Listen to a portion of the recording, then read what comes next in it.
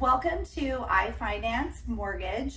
I am Tiffanie Phillips, and today I am speaking with Jules Wilson with Seven Gables Real Estate. Thank you so much. Thank you for having me, Tiffanie. Thank you for joining me. Yeah. Just kind of sit and have a conversation. You know, the market has been tricky for all of us, so just to kind of help navigate, you know, if we can give any advice to our potential buyers, sellers, and just have them feeling more confident to really make that move, especially with all the media. So thank you for joining us. Just kind of want to get started. What led you into real estate, and then also how long have you been doing it? Okay, so I've been a realtor for about 20 years, and my dad was a real estate investor. He never really sold, but then he got his broker's license, and so we opened an office together. So when I graduated from college, my degree's in broadcast journalism. I really didn't want it bad enough to go to, like, you know, Eureka. I could have had my first job, and then Kansas, and hopefully and back in the Bay Area, which is where I'm from. So I started selling real estate, but I always loved to do the videos. I've been doing videos since I've been about 16 years old. So I kind of combined the two. That's so amazing. Yeah. I went, like, my video stage came literally 7 months ago. Good for you. A lot of people don't. Good for you. Due to the market, I became a actress / video editor. That's good. Like 7 months ago, I did nothing. Now I'm like a CapCut queen. Yeah, but that's so good. Yeah, it's wonderful. What people like to see. They like to see you, right? Well, and it's just, especially now, it's like we're not even in our emails. And, you know, for a while there, you weren't able to go outside or, you know, really socialize, you know, a couple of years ago. So it really did kind of make that turn. Yeah. Like we get, like, even me, we get our information from our phone. Yeah, from whoever we're following on Instagram or whichever social platform, or even like YouTube. YouTube's huge. I teach myself, like, I feel like I became a business owner using YouTube. That's right. You know? Yeah. I see the people that I want to follow, replicate, who's doing it, and they're teaching and they're showing, and, you know? Yeah. So it's like, you know, now this is a way for, like, me to give back, or and also, like, for you. Yeah, well, it's funny you said that. So I've always made videos, but really what started me doing with real estate was during COVID. Yeah. I felt really like everyone, heartbroken, out of control, not knowing what to do. Yeah. So I decided to start showcasing local businesses right away. Like come down and get, you know, today they're open at this time, or get a 2-for-1, or do a takeout. So I started interviewing a lot of local businesses as a community give back to really, we all have a stake in each other's business. We all do, right? We all do. I want you to be successful. When you're successful, I'm successful, and vice versa. So I really kind of marketed myself sincerely as a lifestyle realtor. Yeah. It's not just about real estate. I want everyone to be successful, especially our local business. So that's when I really started doing a lot of videos for local businesses, and I don't charge for that, obviously. I just showcase them, and then I put them on my, you know, Instagram and my YouTube channel, which is Discover the OC. That is so amazing, and it's just like you said, like business to business. Yeah. And it showcases the community where people are going to be living. That's right. And they probably like a little break from just like the house walk. Yeah, it's real like, estate's you know, one part of your life. It's where you shop, where you eat, what you like to do for fun, where you get those cute boots. You know, it's all of it. I love that. And especially 2020, you know, just the supporting, and a lot of our, I don't know what area you live in, but I'm in Huntington Beach. Right. So small little area. We all did the same thing, like reposted. Yeah. They were giving little deals. They were delivering, doing everything, because those were also like friends of ours that own these, the local businesses. The bars and the, and the bars and the restaurants, and weren't able to. Well, I live in Corona Del Mar, and I remember I was running down PCH one time. You see all these either places closing or hardly open. I was like, oh my God, this is heartbreaking. This is like, you don't want to walk down, or in Huntington Beach, walk down the street and everyone's closed. You just don't.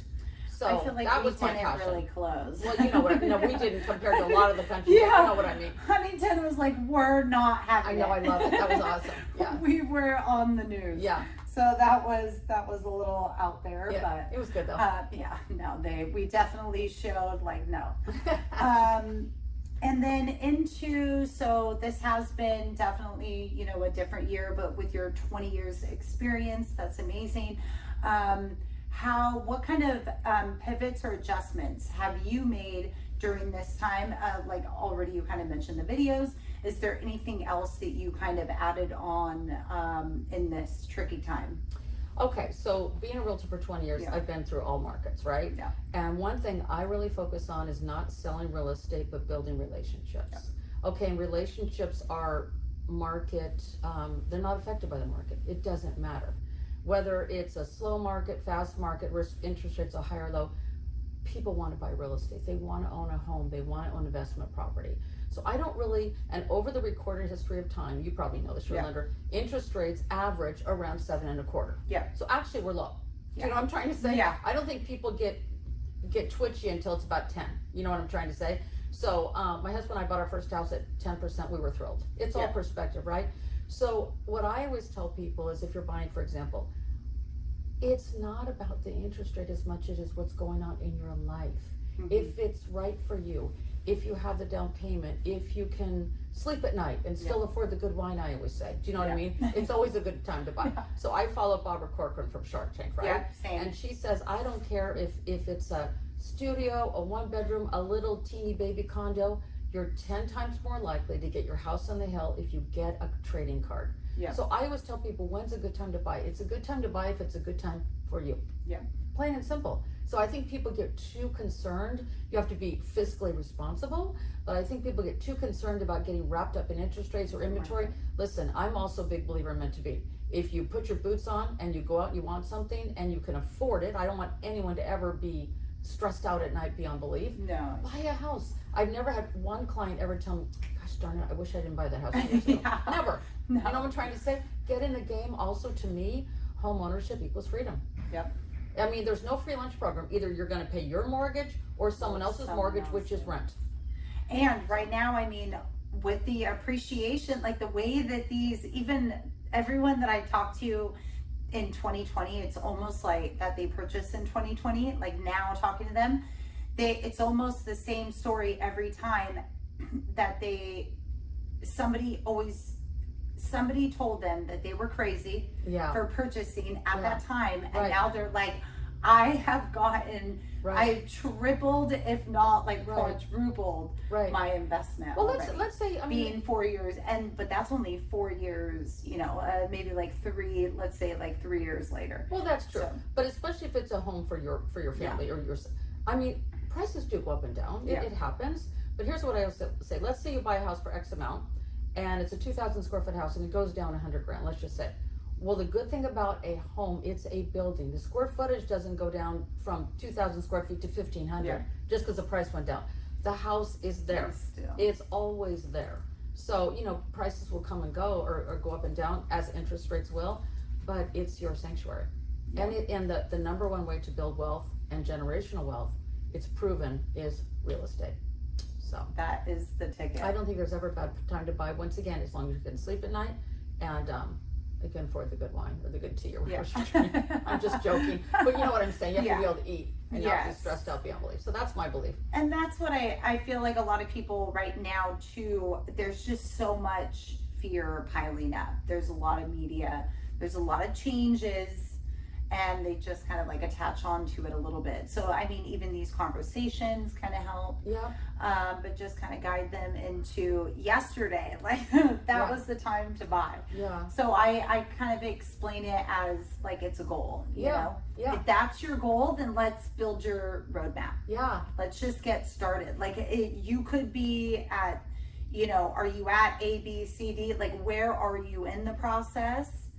And as long, even if you're not quite there, we could get you, get them Well, on that you're a timeframe. mortgage broker and I'm Yeah. a realtor, obviously.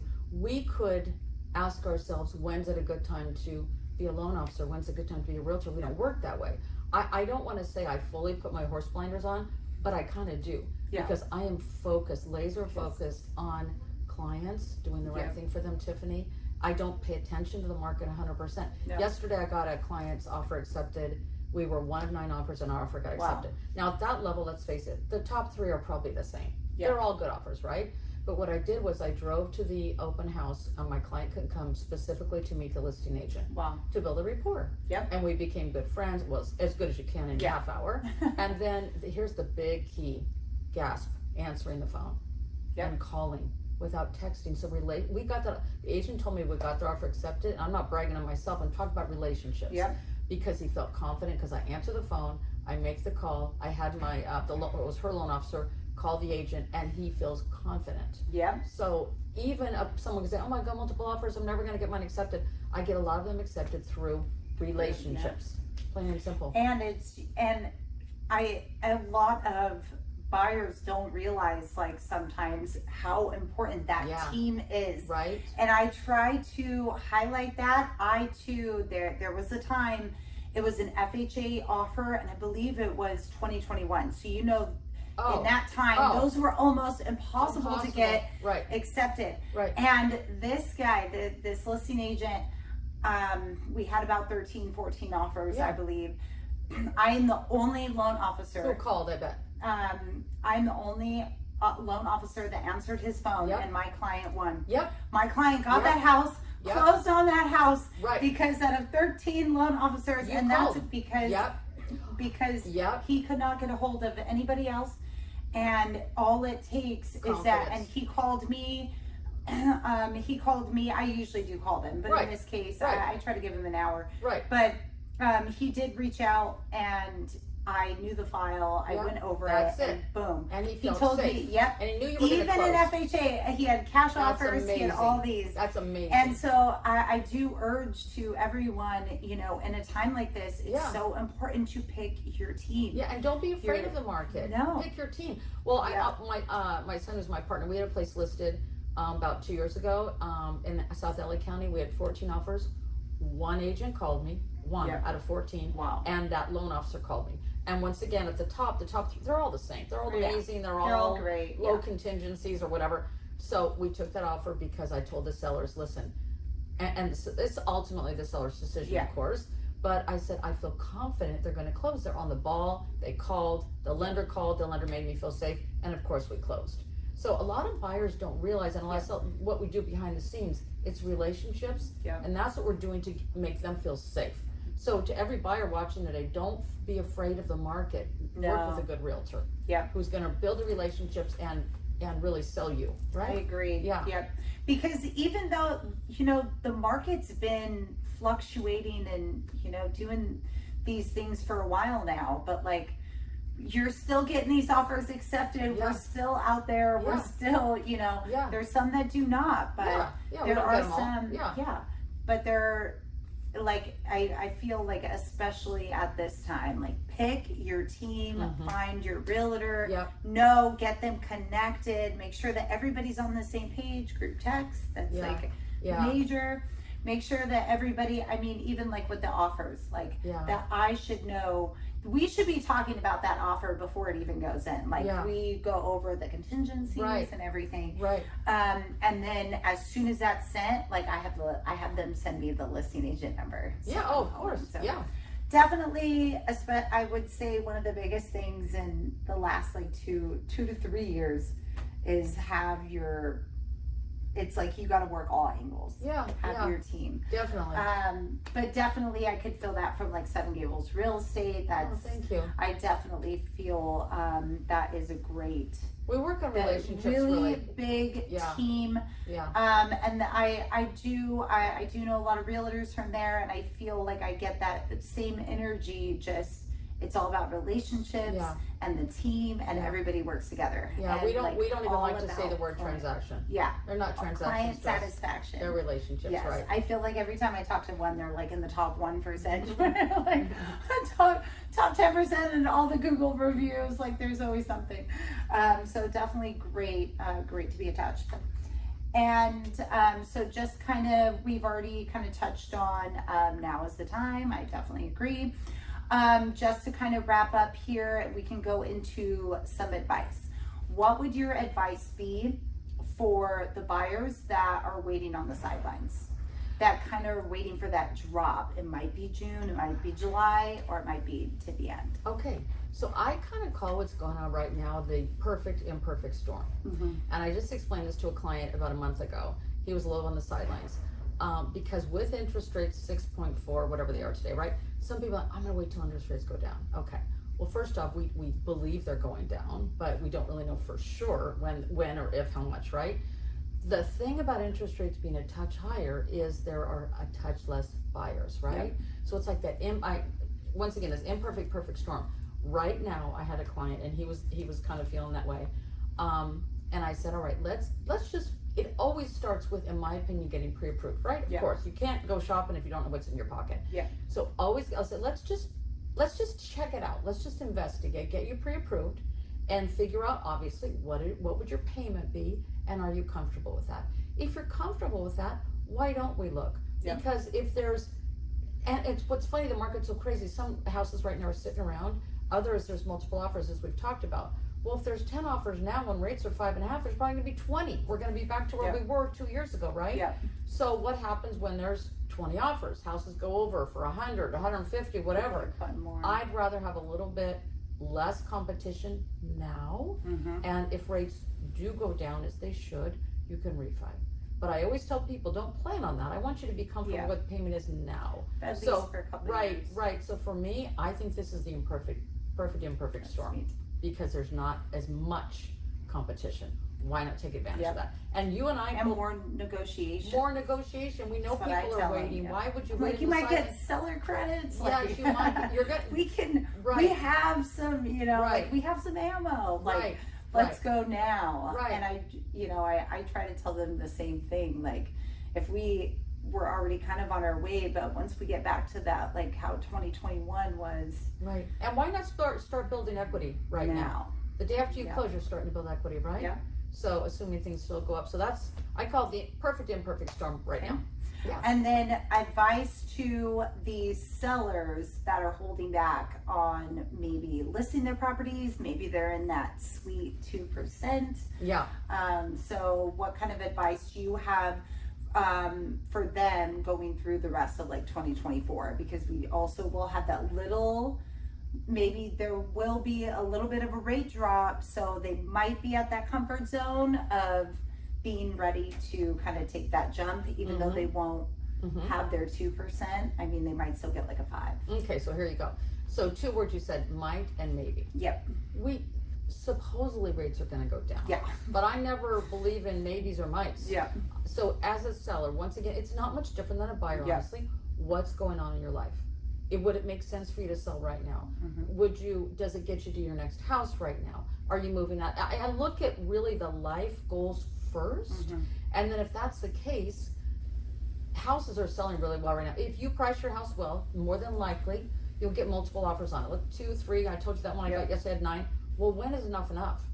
You might get multiple offers now if you price it well versus maybe getting, say, 8, 9, however many, versus maybe 20, who knows? But that's a big maybe. So I had a client once, this was about 10 years ago, and this is a true story, she's a good friend of mine, and she goes, and the market was starting to go crazy, right? Kind of like it did in 2020. She said, I'm gonna wait a little longer.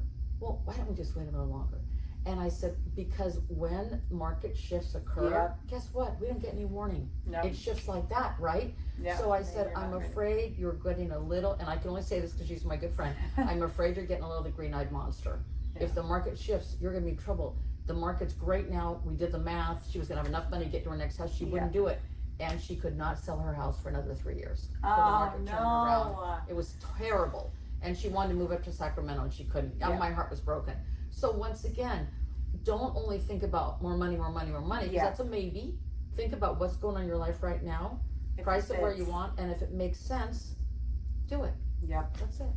Wow. Well, Jules, I just want to thank you so much for your insights, for helping just being out there and guiding our buyers and our sellers. Thank you, Tiffanie. And thank you so much for So coming. good to meet you. And I appreciate, obviously, Tiffany's a rock star. She's trying to do good things for the community and bring value. So I honor you for that. Thank you.